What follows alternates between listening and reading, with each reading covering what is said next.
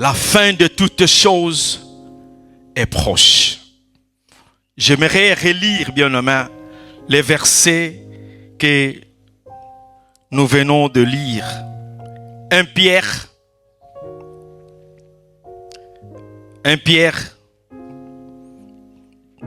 chapitre 4, le verset 7.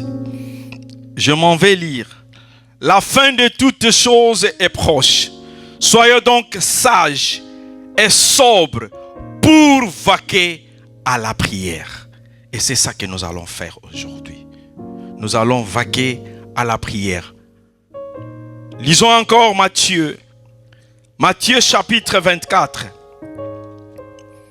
Matthieu 24, versets 6 à 8.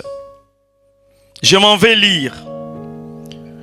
Vous entendrez parler de la guerre et de bruit de guerre. Gardez-vous d'être troublés, car il faut que ces choses arrivent. Mais, écoutez, mais ce ne sera pas encore la fin. 1 Pierre 4 nous dit, la fin de toutes choses est proche. Matthieu nous dit, ça ne sera pas encore la fin. Est-ce qu'il y a une contradiction? Non. Je vais en parler. Le verset 7. Une nation se lèvera contre une nation et un royaume contre un royaume. Et il y aura en divers lieux de famine et de tremblements de terre. Le verset 8. Tout cela ne sera que le commencement de la douleur. J'aime le message de mon frère le dimanche passé, le pasteur Emma. Il a commencé de nous parler de la fin du temps, le signe de la fin du temps. Et je voulais juste continuer un peu. Le Saint-Esprit me dira de continuer sur ce sujet-là. J'allais parler de la fin du monde, de l'enlèvement. Mais il faut que nous allions quand même petit à petit pour que vous puissiez bien comprendre qu'est-ce qui arrivera, bien-aimés. La fin de toutes choses est proche. Cela ne veut pas dire que la fin est là. Quelque chose qui s'approche, c'est encore loin. Quand on dit la fin est proche, c'est différent que la fin est là. Donc la Bible nous dit, bien-aimés, que la fin de toutes choses s'approche. Le malheur s'approche. La mort s'approche. L'enfer s'approche. La malédiction est là. Mais toutes les mauvaises choses, le monde va bientôt s'arrêter. Et c'est pour cela, Matthieu pouvait bien expliquer. Matthieu 24. Vous entendrez le bruit ou bien des troubles de la guerre. Est-ce que nous vivons des guerres? Oui. Est-ce que nous vivons de désolation? Oui. Nous vivons de la haine? Oui. La Bible nous dit, il faut que des choses-là nous arrivent. Verset 8. Tout cela ne sera que le commencement de douleur. Bien-aimés, la douleur est là. La situation, bien-aimés, est catastrophique. Nous vivons de problèmes qui nous dérangent. Nous vivons, bien-aimés, dans le temps qui n'est pas bon. La Bible nous dit, ça sera que le début. Alors, bien-aimés, s'il faut bien comprendre, nous sommes en train de pleurnicher. Nous sommes en train de travailler, dire, bien-aimés, les choses ne vont pas bien. Mais la Bible nous dit, juste c'est le commencement. Alors, qu'est-ce qui arrivera-t-il, bien-aimés? Si nous sommes juste au commencement, dès lors que nous sommes en train de subir, bien-aimés, des situations pénibles. Mais la Bible nous dit seul le commencement. Et je crois que, bien-aimés, quand nous pouvons retourner en Jérusalem, là où le temple était détruit, Salomon a construit le temple. Le temple qui représente la présence de Dieu. The kabod of God. The kabod, donc la présence de Dieu. Mais le temple était détruit. Parce que Dieu, il ne pouvait pas habiter n'importe où. Sa présence, bien-aimé, était dans le temple, comme il a dit à Moïse, construis-moi le tabernacle et je vais y habiter. C'est dans les tabernacles, bien-aimés, que Dieu habitait.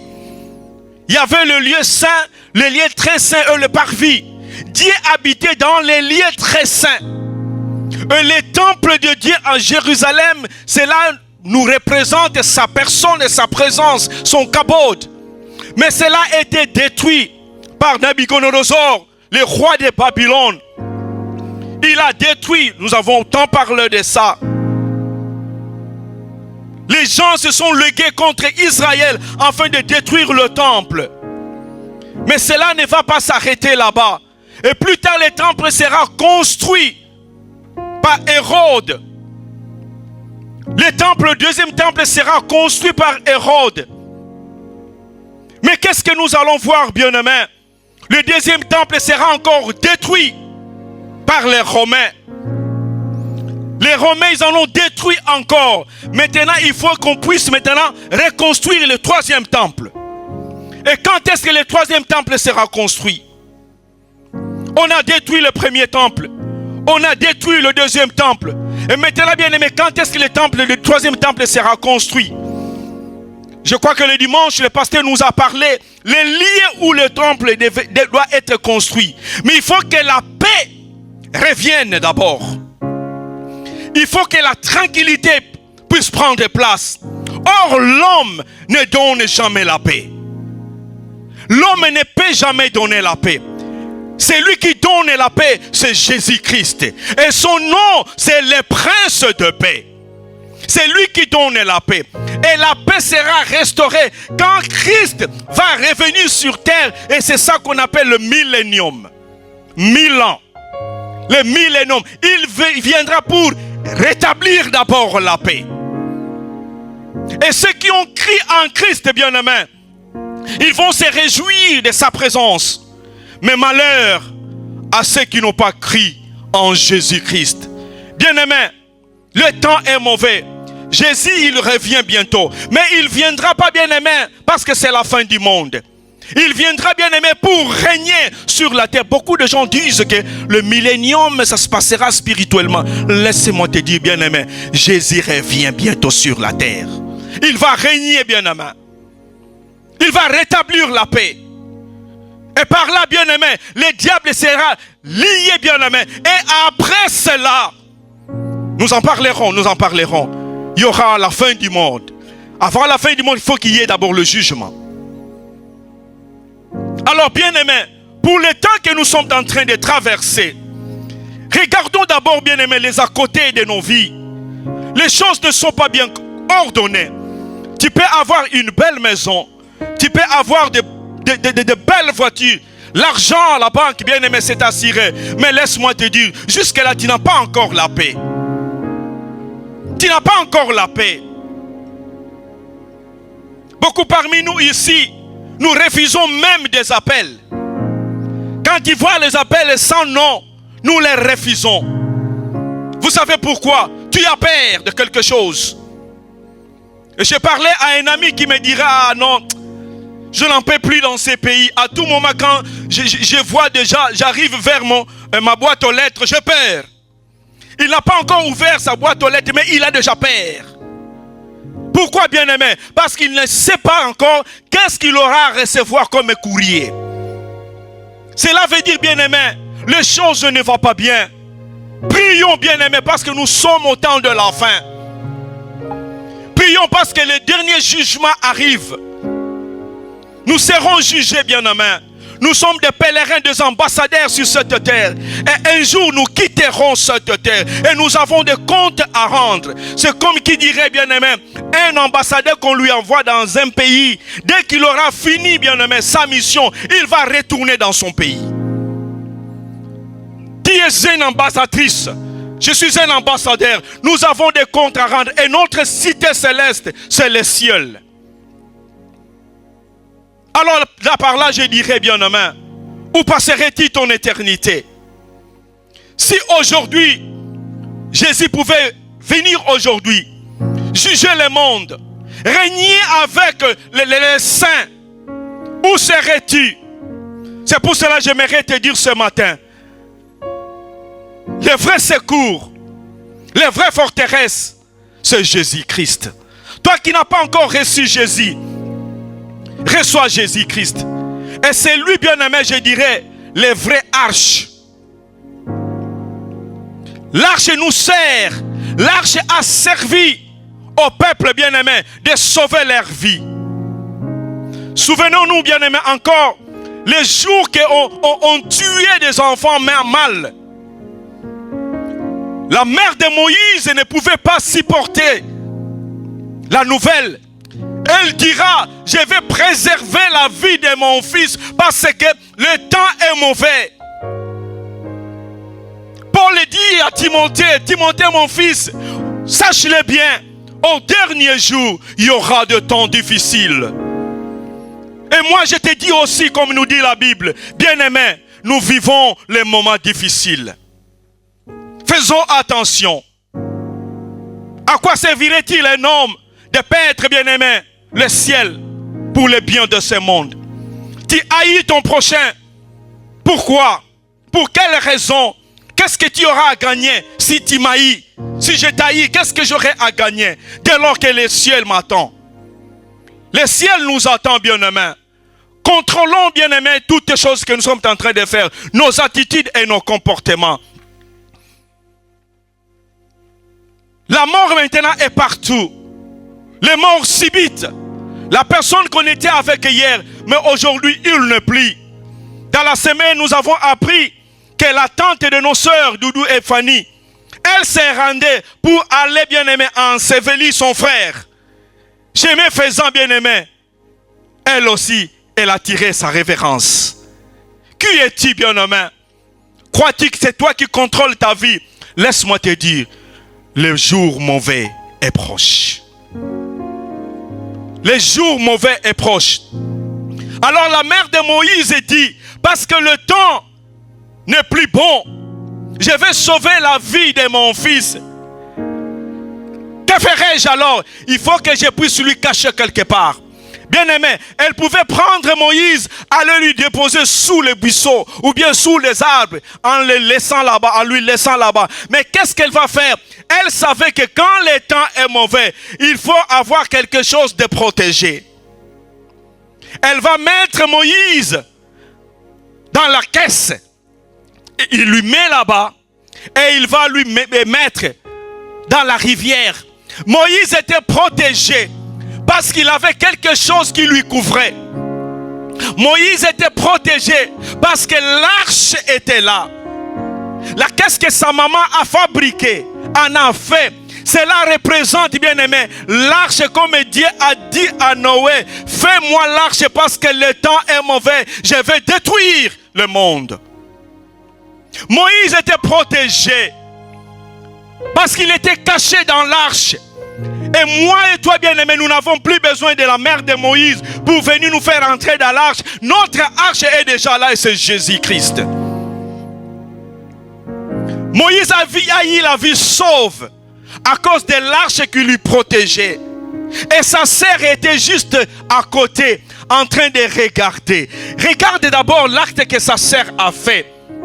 La maman a fait son devoir. Et la sœur aussi devrait faire, bien-aimé, son devoir. Quel était le devoir de sa sœur? C'est de veiller sur son frère. Pendant que son frère était au milieu du danger, son frère était au milieu de tourments, au milieu de la mort, ne sachant pas qu'est-ce qui lui arriverait, parce qu'il était encore enfant bébé. Mais sa sœur veillait sur lui. Bien-aimé, es-tu le gardien de ton frère? Es-tu le gardien de ton frère dans le temps que nous sommes? Là où on est en train de critiquer Papa Alberto, là où on veut empoisonner les frères hérédits, es-tu le gardien de veiller sur ta sœur? Ou bien nous sommes devenus ceux qui sont en train de tuer les frères? Sachez-le bien, tout ce que nous faisons, nous sommes au temps de la fin. Dieu nous voit, bien-aimés. Nous ne pouvons pas, bien-aimés, construire un nouveau temple avec la méchanceté. C'est pour cela que Christ ne revient pas maintenant, parce que, bien-aimé, il y a encore de la méchanceté. Et quand il viendra, il va rétablir la paix. Sa sœur Myriam était là pour veiller le mal qui pouvait arriver sur son frère, le mal qui pouvait atteindre son frère. Je te demanderai ce matin, bien-aimé, soyons le gardien et des gardiens de nos sœurs et de nos frères. Veillez, bien-aimé, afin que nous tous, ce jour-là, nous soyons ensemble devant notre Père, là où nous allons célébrer Jésus-Christ. Notre axe, c'est Jésus. Et c'est pour cela qu'il dit à Noé de préparer aussi l'arche. Exode chapitre 2. Allons-y, Exode chapitre 2. Exode chapitre 2.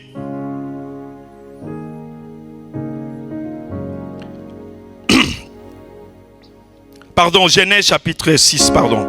Exode chapitre 2. Nous allons au Genèse chapitre 6. Genèse 6. Qu'est-ce que la Bible nous dit dans le livre de Genèse chapitre 6?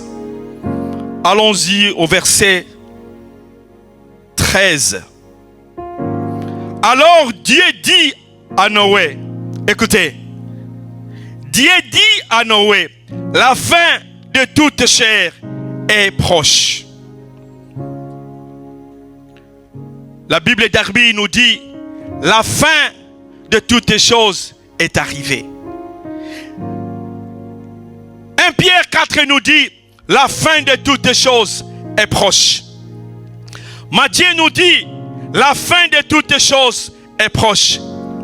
Genèse 6, Dieu dit, la fin de toutes choses est proche. Bien-aimé, dis à ton voisin, la fin de toutes choses est proche. Donc j'aimerais que tu lui dises, la fin de toutes choses est proche. Bien-aimé, la fin de toutes choses est proche. Il continue. La fin de toutes choses est proche par divers, car ils ont rempli la terre de violence. Voici, je vais les détruire avec la terre. Dieu dit à Moïse, Moïse, la fin de toutes choses est proche. Je vais maintenant détruire. Parce que Dieu ne pouvait plus supporter le mal. Bien-aimé, pourquoi la fin de toutes choses est proche? Parce que le mal a pris de l'ampleur. Or, le mal ne peut pas dominer sur le bien. Alors Dieu va détruire. Je vous ai dit, quand la Bible dit que la fin de toutes choses est proche, cela ne veut pas dire que c'est déjà la fin. C'est juste, le mal s'est approché. Mais ce n'est pas encore arrivé. Et c'est pour cela Dieu, à tout moment, s'il veut faire quelque chose, s'il veut détruire dans la Bible, il a toujours prévu une voie de sortie. Et il dit à Noé, la fin de toutes choses est proche. Là maintenant je vais détruire. Alors construis l'arche. Voilà la voie de sortie. Construis l'arche. Afin que tu entres, toi et ta famille, avec deux animaux. Bien-aimé, si nous voulons épargner nos vies, si nous voulons vivre, bien-aimé, le meilleur, si nous voulons vivre, bien-aimé, le ciel, la seule, bien-aimé, voie de sortie, c'est accepter et entrer en Jésus-Christ. Accepte Jésus-Christ. Car la Bible dit, celui qui est en moi, il est. Celui qui est en moi, il est. Qu'est celui qui est dans? Bien-aimé, quand tu es en Jésus, tu deviens plus fort. Le mal pouvait résister. Le mal pouvait être établi. Mais quand tu as Jésus en toi, tu es le plus fort. Tu es le plus fort. Il dit à Noé, construis l'arche. Je vais détruire parce que le mal a pris de l'ampleur. Mais toi, tu auras la vie sauve. Parce que tu seras dans l'arche. Bien-aimé, acceptons Jésus. La seule voie. La seule qui peut nous donner la vie, qui peut nous rendre heureux, qui peut nous sauver, c'est Jésus-Christ. C'est Jésus-Christ. Il n'y a pas, bien-aimé, une autre voie, si ce n'est qu'à Jésus. Vous savez, les jours-là, les disciples, bien-aimés, la barque a commencé à s'enfoncer. Il y a eu des turbulences, il y a eu des vagues, il y a eu de vent. La bague a commencé à s'enfoncer. Bien-aimés, ils ont commencé à crier. Laisse-moi te dire, nous sommes en train de pleurnicher. Nous sommes en train de crier. Mais tu dois le savoir, quand tu as Jésus, même si ça ne marche pas, mais dès lors que tu as Jésus avec toi, ta barque n'enfoncera jamais. Ta barque n'enfoncera jamais. Ils ont oublié peut-être que Jésus était avec eux. Ils ont commencé à crier. Jésus, nous périssons. Mais Jésus, il va se présenter et il va calmer la tempête. Et regardez maintenant, qu'est-ce que les disciples diront? Quelle est cette personne? Même le vent et la tempête obéissent. Cela veut dire quoi? Quand ils marchaient avec Jésus, ils ne comprenaient pas que Jésus était Dieu. Parce que tu ne peux pas. La personne qui est avec toi à tout moment, tu as vu le miracle qu'il a quand même fait, mais tu vas encore poser des questions. Qui est cette personne? Bien-aimé, quand tu marches avec Jésus, quand tu es avec Jésus, tu dois comprendre la personne de Jésus. Tu dois comprendre comment est-ce que Dieu fonctionne. C'est pour cela qu'il dit maintenant à Noé. Noé avait compris que le temps est mauvais. Et il était informé, comme je vous informe là. Comme vous étiez aussi informé le dimanche passé. Nous vivons le temps de la fin. Le jour est mauvais. Les gens seront égoïstes, fanfarons, manquent d'amour. C'est ça que nous vivons. Mais maintenant, il dit à Noé, construis l'arche. Et Noé a exécuté. Noé a obtempéré. Parce qu'il savait que le jour est mauvais. Il pouvait le sentir. Bien aimé, qui ne sent pas que le jour est mauvais? Qui ne le sent pas que le jour est mauvais? Et Noé a obéi.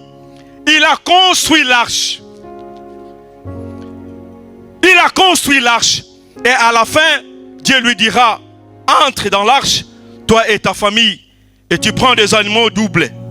Vous allez entrer dans l'arche pour sauvegarder votre vie. Bien-aimé, le seul endroit que nous pouvons préserver nos vies, la seule, bien-aimé, place que nous pouvons, bien-aimé, protéger notre éternité, c'est de demeurer et d'accepter Jésus-Christ. Quand tu acceptes Jésus-Christ, bien-aimé, tu demeures en Jésus-Christ, bien-aimé, ta vie sera sauvée. Ta vie sera sauvée. Alors par là, j'aimerais terminer. Qu'est-ce qui va se passer avec Noé? Écoutez le verset 16. Le verset 16. La Bible nous dit ceci.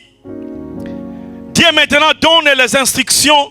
Il donne aussi des moyens. Il donne aussi, bien-aimé, l'idée étant qu'ingénieur lui-même.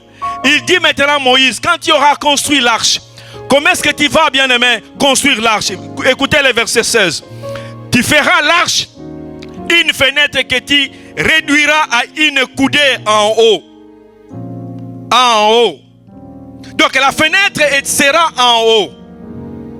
Depuis ma naissance, jusqu'à cet âge que j'ai, je ne sais pas si toi, papa Roger, je ne sais pas si tu as déjà vu une maison. On construit une maison, mais on met la fenêtre en haut. Je ne sais pas votre maison peut-être en Afrique. Je n'ai jamais vu ça. Et personne ne me dira que moi, mon père, il est riche. Il a construit une maison et les fenêtres sont en haut. Personne. Les fenêtres ont été toujours latéralement. Mais Dieu dit à Noé, construis l'arche et tu vas placer la fenêtre en haut. Bien aimé, pourquoi la fenêtre devait être en haut? David dit, je lève mes yeux vers les montagnes, d'où me viendra le secours? Et le secours me vient de l'Éternel qui a fait le ciel et la terre. Donc quand il lèvera ses yeux vers le ciel, c'est là qu'il recevra de la réponse. Dieu dit à Noé, construis l'arche et tu placeras la fenêtre en haut. Pourquoi, bien-aimé? Et quand le déluge est venu, Dieu a fermé. Il a fermé, bien-aimé, l'arche. Il s'en est allé avec la clé. Et la pluie a commencé. Bien-aimé, nous vivons le temps qui est difficile. Bientôt, ça va pleuvoir. Il y aura le déluge d'une manière ou d'une autre.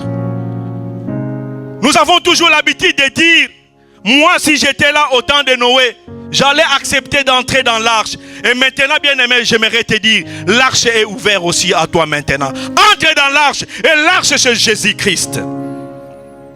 Celui qui accepte Jésus-Christ, il sera épargné de la mort. Il dit, place la fenêtre. Et il a fermé. Quand il a fermé, bien-aimé, le déluge est venu. La pluie a commencé après, bien-aimé, quelque temps. L'eau a commencé à prendre de l'ampleur. Et l'arche a commencé, bien-aimé, à être soulevée par des eaux. Et Noé pouvait sentir que ça ne marchait plus. Ce n'est pas le temps que nous vivions avant. Bien-aimé, ce n'est pas le temps que nous sommes en train de vivre. Ce que nous vivons aujourd'hui, ce n'est pas ça que nous avons vécu hier. Les choses sont en train de tourner, bien-aimé. La ligne de miel tourne en divorce maintenant. Accepte Jésus. Crois, bien-aimé, que Jésus est notre forteresse, notre bouclier. C'est le Jésus. Et quand la pluie a commencé, bien-aimé, les gens du dehors perdaient leur vie. Et Noé était préservé parce qu'il était protégé. Sa famille était protégée. C'est pour cela, bien-aimé, moi et ma maison, nous servirons l'Éternel pour être épargnés de la mort. Et quand le déluge a commencé, bien-aimé, la pluie battait très fort.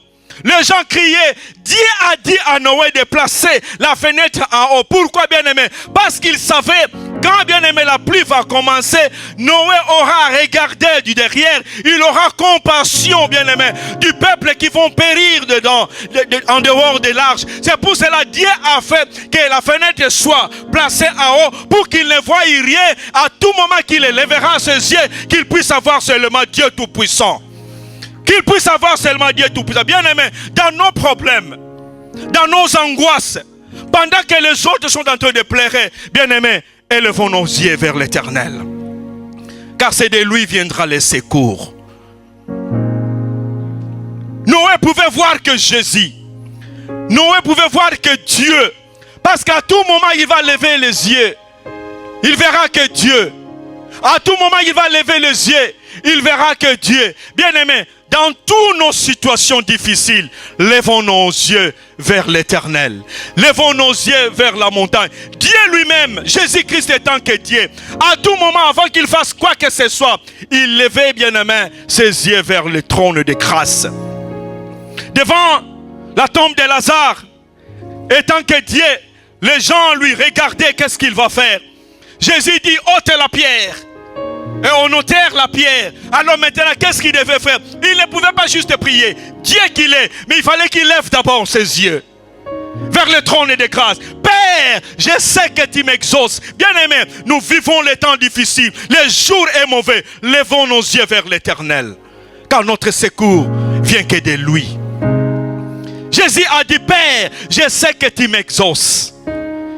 Et Jésus en a reçu de l'autorité divine. Il a dit, Lazare, sors. Lazare était sorti parce que les yeux étaient levés vers le ciel. Quand il se faisait baptiser, la Bible nous dit, Jésus leva les yeux et le ciel fait quoi? S'ouvrit. Bien-aimés, nous allons ouvrir le ciel seulement quand nous lèverons nos yeux vers l'Éternel. Dans ces temps difficiles, dans nos pleurs, dans nos tourments, oui, nous avons, bien aimé, une voie de sortie, c'est le ciel. Nous avons une voie de sortie, c'est de lever les yeux vers l'Éternel. Les secours, bien aimé, qui ne manquent au moment de la détresse et nous attend. C'est Dieu lui-même, c'est Jésus. Le temps est mauvais. Le temps est très mauvais, bien aimé. Je te demande, bien-aimé, de te tenir là où tu es. Si toi, tu ne vas pas prier, bien-aimé, je dirais que ça, c'est juste une exhortation de prière. Nous allons prier, bien-aimé, pendant quelques minutes. Parfois, tu n'as pas eu le temps de prier chez toi à la maison. Peut-être que tu y as prié encore. Mais je t'invite, bien-aimé, de te tenir debout. Nous allons prier. Dans ces temps difficiles, les jours sont mauvais, tu vas dire à Dieu, Seigneur, j'ai que toi. Tu vas dire, Seigneur, interviens. Tu vas dire, Seigneur, agis. Mes yeux sont levés vers l'Éternel. J'élève mes yeux vers les montagnes. Le secours. Le secours vient de l'Éternel. Il est ma forteresse. Ma forteresse. C'est toi. C'est toi, Jésus. Il est ton bouclier c'est Jésus. Mon bouclier. C'est toi, Seigneur. Alléluia, alléluia. Que ta puissance. Que sa puissance descend. Sa puissance descend. Sa puissance descend. Sa puissance descend. L'onction divine comble mon cœur. Bien-aimé, ne rate pas cette occasion. Si tu n'es pas malade, tiens-toi debout. Si tu es malade, tu peux te mettre. Et laisse-moi te dire, si tu veux t'agenouiller, tu peux t'agenouiller. Bien-aimé, prendre cette opportunité de dire, Seigneur, que ta puissance descend, que ta magnificence descend, que la solution que j'ai besoin, Seigneur, descend. Je suis là ce matin. Je lève mes yeux vers les montagnes. D'où me viendra le secours? Yes, yes. Ma forteresse, c'est toi, Jésus. Mon bouclier, c'est toi, Seigneur. que ta puissance, Que ta puissance descend sur moi. oh Seigneur, nous avons besoin de ta puissance. L'onction divine. Déclare, bien-aimé, la puissance de Dieu. La puissance qui libère, la puissance qui guérit, la puissance qui transforme. Laisse cette situation qui fait des filles. Nous t'implorons, Seigneur. Nous t'implorons, Seigneur. Nous t'implorons, Seigneur. Nous t'implorons. Que ta puissance. Que ta puissance descend sur moi. L'onction, Seigneur. L'onction divine. L'onction, Seigneur. Comble mon cœur. Que ta puissance. Que ta puissance Merci, Seigneur. descend Nous avons besoin de sur toi. moi. L'onction divine comble. Seigneur Dieu, bien-aimé, alors commence à prier. Du Seigneur, je viens te voir dans mes problèmes, dans tout ce que je traverse, Seigneur. Le temps est difficile, mais je me confie en toi, mon forteresse. Ma vie, c'est toi, Seigneur. Ma vie est cachée en toi. Tu es mon Dieu, le Dieu redoutable. Je sais que sans toi, Yahweh, je ne suis rien. Je ne suis rien. Je ne suis rien, Yahweh. Yahweh, touche ton peuple. Yahweh, touche ton peuple, Seigneur. Touche ton peuple, Seigneur. Touche ton peuple, Seigneur. Touche ton peuple, Seigneur. Touche ton peuple, Seigneur. Touche ton peuple, Seigneur. Alléluia, nous avons besoin de ta puissance. Nous avons besoin de ta puissance. Nous avons besoin de ta puissance. Nous avons besoin de ta puissance. Nous avons besoin de ta puissance, Seigneur. Manifeste-toi, Seigneur. Manifeste-toi. Manifeste-toi. Sans toi, Seigneur, où irions-nous, Seigneur? Où irions-nous, Seigneur? Nous n'avons que toi. Où irions-nous, Seigneur? Nous n'avons que toi. Nous n'avons que toi, Seigneur.